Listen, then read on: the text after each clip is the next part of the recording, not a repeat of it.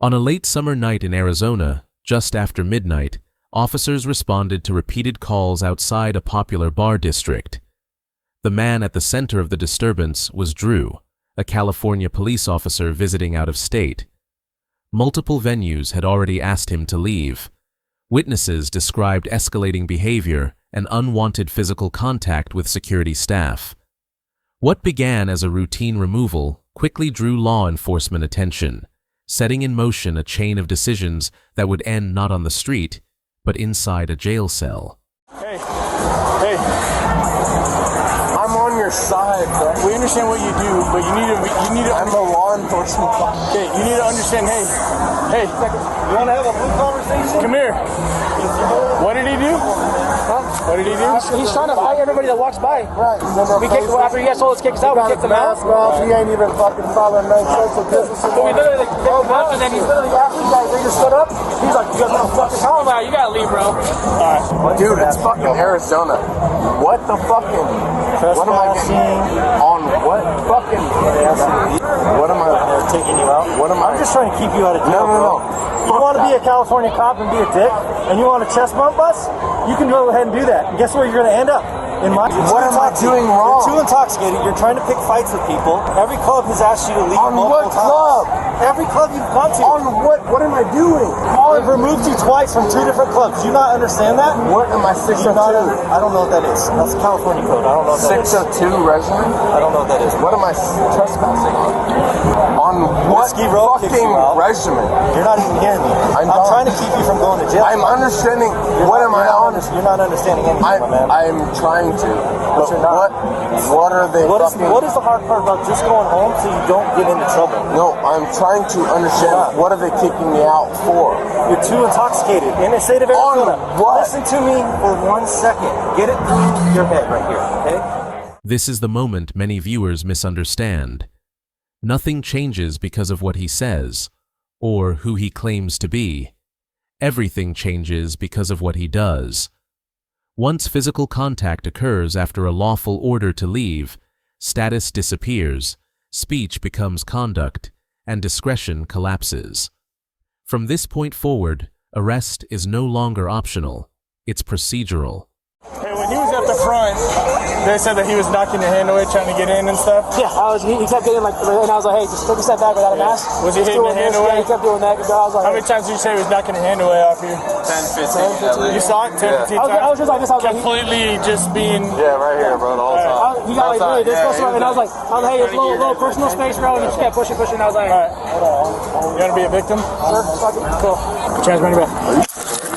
You're too intoxicated to understand what I'm even telling you. I'm gonna go home. I'm gonna go home. Oh, now you're gonna go home? You just said you didn't want to go home. Now you want to go home? Are you serious? Now you want to go home. Let's sit him down. Dude, I have a law enforcement ID. You, sir, are a disrespect to our profession this evening. If you say it one more time, I'm going to hold you in custody and make you tell the judge in the morning that you have a law enforcement ID. You're a disgrace right now. So you need to shut your damn mouth before I call your supervisor, and we go from there, and you don't lose your job in California while you're visiting Arizona. I don't understand. So you close your mouth and let us do our job now, because you can't make adult decisions. What's your job? My job is to take you to jail now, because you can't be an adult. Have a seat. Have a seat. Okay. Have a seat. I told you what I said earlier. They got assault. Multiple witnesses watched about 15 times him swatting the hand of the security guards away in line trying to grab us. We've already asked them to go home tonight. Cool. So if you got a victim and you got someone that articulates it, he's already been kicked out of Whiskey Road. Come on, bro. Service. Are you serious? Sometimes you got it. I have a fucking ID. And we got the protocol. There's a protocol for this. Can I grab your name real quick?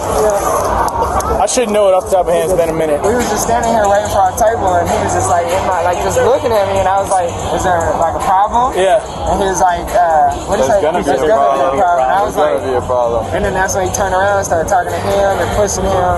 And then, Do you mind if I just get your guys' name real quick? You don't have to do it. It just is going to help. He's claiming to be a police officer in California, so obviously it's going to be a bigger deal. I'd rather not. You don't want to? Yeah, I'm good. I would rather not if I don't have to. I mean, yeah, I'm good. I'm not gonna make you. I'll just identify. All right. Let me just get your first name. How's that? Justice. What is it? Justice. What's your first name? Daniel. Daniel. What's your first name? Isaiah. Shit. What's your ID, boss? Nah, we're gonna try to. Let's grab his wallet from him. So intoxicated, nothing's sinking in. Bro, no, you put yourself in this position. No. Yeah, bro. See, this is the other part that's a disgrace to our profession that you're not catching. If you were a true cop and you cared about the blue, you would not put me in this position right now. You would have freaking gone home when I asked you to. Okay? That's the position you put me in. Yeah, I do think you should have gone home. Even your friends. Where is your bachelor party? It's in fucking Phoenix. You're by yourself, bro. They left you. You understand that? They left you. Not on shift. Hypothetically, when you go back to work next week, who do you report to as your immediate supervisor? No. I will tell you that honestly. Do you have a lieutenant information? No, I don't. Okay. So you would like for me to blind call your agency tomorrow and tell them that I arrested you and then ask to speak to the police chief? Who would you like me to notify? Because if you don't want to give me any information, it's going to be a blind call to whoever I can get a hold of. I don't have to be honest with you. Are you? I'm listening. To be honest with you? Yeah, I would hope you would be honest, yes. I don't have it. You're not listening. I am listening. You haven't completed My personal phone? Drew, man, we tried, buddy. We gave it our damnedest, my man. I don't know how you tried. Okay. Well, hopefully tomorrow when you're sober and you watch our body camera footage, you'll understand how we went above and beyond to try. I don't understand We're wearing body cameras right now. see anything that you tried tonight. It's a lot That I would see. Copy that, boss. I would hope that disorderly conduct as in 415 or Correct. 415. A? 415A. Maybe just 415. What's my We have different statutes, so remember what's that. my other charge? Confused by your question. What's my other charge? Assault, 245? perhaps? Yeah. What? 1203A1. Ooh, got him. What's my other charge? Disorderly conduct, dude. Disorderly conduct? Correct. So 415. what is that? 415? A? Yep. So it's a misdemeanor? Yep. Both are misdemeanors. Can you contact I'd love to contact somebody. Who can I contact? Sergeant Terabets? Yeah, is he in your phone? He's in Placer County 6. Is his information in your phone? No, I don't have my phone. That's not your cell phone in your pocket? It is my cell phone. Yeah, so I'm going to remove your cell phone and you can provide me with that information. We can grab the phone. What that means, man. Can I hang out in custody without being in cuffs? Or No, you have to be in handcuffs, my man. can you at least loosen them a Okay, little? I just loosened this one. And I'm gonna. I can't feel. I can get my whole finger in this handcuff. I can't feel that you are. Okay, I can assure you that I am. Let me loosen this one. Stop moving around.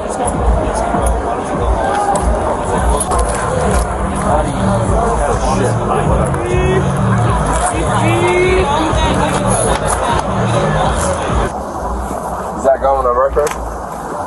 Is what going on? What record? 647F. Sure. Jesus Christ, bro. Yeah, man. 647F is going on my record. Spread your feet. I can't walk. No, you're done walking. You need to spread your feet. Have any needles? I don't have nothing, bro.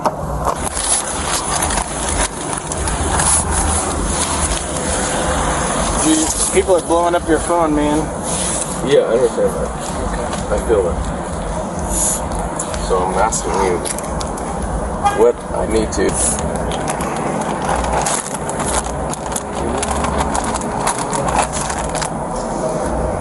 Alright. Drew, you know the deal, okay, man? Is there I do know the deal, okay, but I can't be fucking filling out forever. Is there anything on your persons that we missed during this search? No, I Okay. have zero.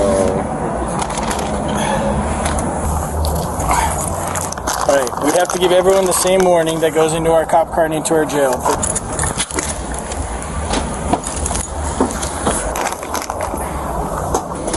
Put your head.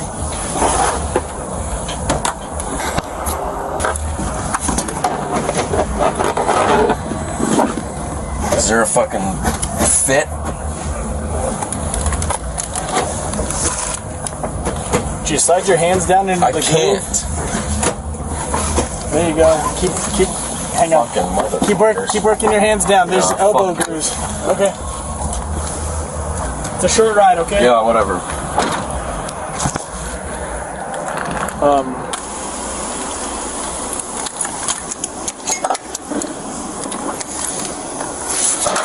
Alright, come on, man. Where am I going? Get the job. Picture yourself stepping into a crowded nightlife district far from home. New city, new rules, loud music, bright lights, and the assumption that nothing serious can happen tonight.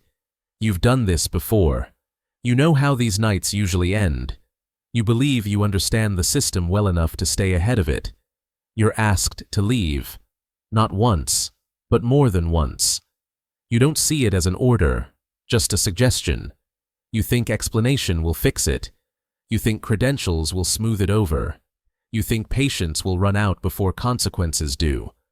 But something subtle shifts. People are watching now, not judging, observing. Every refusal tightens the situation. Every step back inside feels smaller than the last. The room doesn't feel unsafe. It feels inevitable. Minutes later, the night you assumed was harmless no longer belongs to you. Hands that were empty are restrained. Freedom turns procedural. The sidewalk gives way to custody. And before the night is over, a door closes that does not open from the inside. This story isn't about attitude. It isn't about arguing. It's about the exact moment a belief quietly collapses, and the system responds without emotion. At the center of this case is a single legal question that determines everything that follows. When does being asked to leave a private business stop being a request and become a lawful basis for arrest? Many people believe protection comes from identity, experience, or knowing the right language to use in the moment. The assumption is simple. If you explain yourself clearly enough, escalation can always be avoided. That belief is the legal myth driving this entire encounter. By the end of this video, you will understand why the thing she believed would protect her is exactly what made arrest inevitable. This case does not hinge on insults, tone, or disagreement. It hinges on a narrow legal boundary most people misunderstand, one that separates speech from conduct and voluntary compliance from compelled removal. The situation unfolds late at night in Arizona, within a busy bar district where private venues control access to their property. The individual at the center of the incident is visiting from out of state, moving between establishments as the night progresses. Multiple venues independently reach the same conclusion. He is too intoxicated to remain inside. Security staff ask him to leave, not once, but repeatedly. Each time, the instruction is clear and lawful. Exit the premises and do not return. Instead of disengaging, he re-enters. More than once. Witnesses begin to accumulate. Staff recognize him. Security recognizes him. The pattern becomes visible. At this point, authority does not appear because of attitude or language. It appears because private property rights have been asserted and ignored. Officers arrive already informed. This is not a single misunderstanding, but a repeated refusal to comply. As the interaction continues, the focus narrows. It is no longer about customer service or conflict resolution. It becomes about documenting conduct that crosses a legal threshold. Statements are taken, prior removals are confirmed, physical contact is alleged. The encounter is now moving toward a decision point, whether anyone involved realizes it yet or not. Everything changes here. Up to this point, the situation exists in a gray zone. Warnings, removals, and opportunities to disengage. The legal status remains flexible because compliance is still possible. That flexibility disappears the moment conduct replaces disagreement. The pivot is not verbal. It is physical. Multiple witnesses describe repeated, intentional contact with security staff after lawful orders to leave. Hands are swatted away. Personal space is violated. The action itself is minor in force, but decisive in law. The moment physical contact occurs in this context, the legal dynamic shifts. What was once a voluntary exit becomes enforced removal. What was once discretion becomes obligation. Officers no longer have the option to treat the encounter as a misunderstanding because the threshold for probable cause has been met. This is where annoyance becomes disorder. This is where refusal becomes resistance. This is where identity stops insulating behavior. From this point forward, the outcome is no longer negotiated. The system is no longer persuading, it is processing. The question is no longer whether consequences will follow, but which ones. This is the spine of the entire case. Miss this moment, and everything that follows looks confusing. Understand it, and nothing after is surprising. The legal misunderstanding driving this case is simple, but costly. The myth is that disagreement, explanation, or professional status can delay consequences indefinitely. That belief collapses once conduct crosses a statutory threshold. The controlling legal principle here is not attitude or intent. It is probable cause, evaluated under an objectively reasonable standard. Under Arizona law, a private business has the right to exclude anyone for lawful reasons, including intoxication or disruptive behavior. Once a person is clearly told to leave and refuses, the legal framework begins to shift. At that point, continued presence is no longer neutral. It becomes unlawful remaining. This is where speech and conduct separate. Arguing, questioning, or expressing frustration remains speech. Re-entering after removal, ignoring clear directives, and initiating physical contact is conduct. This is where X becomes Y. The statute does not require injury. It does not require malice. It requires observable actions that a reasonable officer can articulate as disorderly or assaultive. Swatting a security guard's hand away repeatedly satisfies that threshold. The force is minimal. The legal effect is not. Once officers confirm multiple removals, multiple witnesses, and physical contact, probable cause exists. From that moment, arrest is not punitive, it is procedural. This is where discretion narrows. Officers are no longer weighing options based on cooperation. They are documenting facts that already meet statutory elements. The decision point has passed, even if the subject continues to argue. This is where explanation becomes irrelevant. Knowing the law does not override the law. Claiming professional familiarity does not negate observable conduct, and identity does not modify statutory thresholds. This is where X becomes Y again. What many viewers miss is that the arrest is not triggered by disrespect or persistence. It is triggered by a completed legal checklist: lawful order, refusal, physical interference, corroboration. Once that checklist is complete, officers are obligated to act. From the outside, it can look sudden. From a legal standpoint, it is methodical. Understanding this distinction is the key to understanding why the outcome here was no longer avoidable, long before the handcuffs appear. Two common defenses surface immediately in cases like this, and both collapse under the same legal test. The first is freedom of speech. Speech is protected. Conduct is not. Questioning authority, expressing frustration, or even being offensive does not justify arrest on its own. But once actions interfere with lawful operations or involve physical contact, the analysis ends. The law does not weigh tone, it measures behavior. Here, the arrest follows conduct, not expression. The second is status defense. Professional identity carries no exemption once statutory thresholds are met. The objective standard does not change based on occupation, training, or experience. Officers are not permitted to apply one rule to visitors and another to insiders. Doing so would violate the very neutrality the system depends on. This is why personal explanations, credentials, and familiarity fail in moments like this. The legal test is external, observable, and repeatable. It asks only one question: would a reasonable officer seeing these actions believe a crime occurred? In this case, the answer is yes. What emerges here is not a psychological condition, but a recognizable behavioral pattern that appears repeatedly in similar cases. It begins with entitlement, the belief that familiarity with the system grants flexibility others do not have.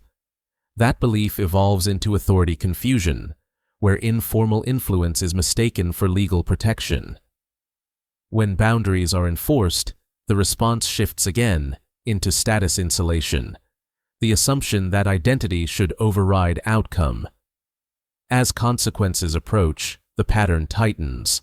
Responsibility is deflected. Accountability is reframed as unfair treatment. The role of victim is asserted, even as objective facts accumulate. This is not a mental health diagnosis. This is a behavioral pattern. And it matters because the law does not respond to internal belief. It responds to external action.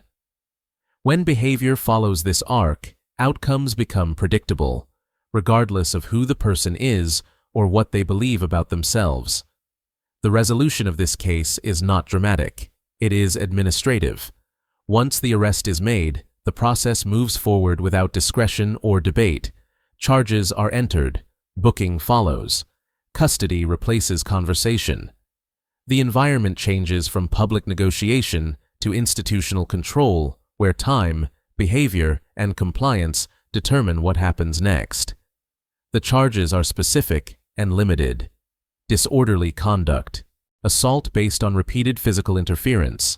Both are misdemeanors, but neither is symbolic. Each carries formal consequences: citation, court appearance, fines, and documented jail exposure. In addition, there are collateral obligations, mandatory reporting, supervisory notification, and professional review triggered by the arrest itself.